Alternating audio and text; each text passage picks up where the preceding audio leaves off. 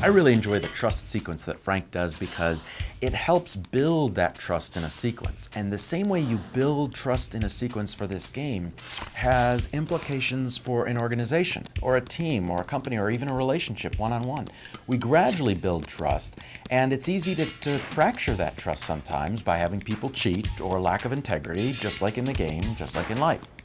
Probably one of the most critical things that are important for a group or for you to function as an individual within a group is really addressing this issue of trust and how important trust is, and it comes emotionally, it comes physically, it comes in all different kind of dynamics. So this becomes a very defining exercise as far as really allowing a group to progress in a very productive direction.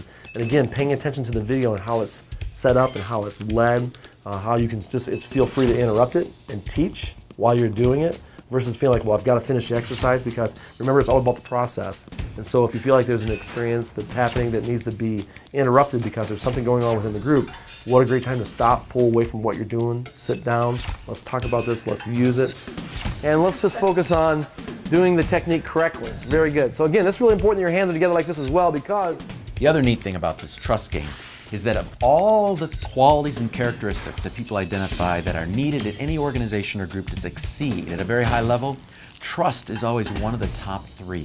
Regardless of where you do this, context or content, when you ask people to identify what's really important here, trust always comes to the top of the list.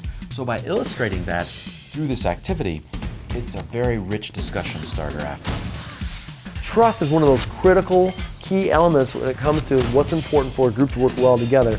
And if we can figure out this whole trust thing and create an environment that feels safe, you will go to a level that most groups don't ever get to because they struggle with this whole element of trust. You guys did an excellent job. Give yourselves a big round of applause.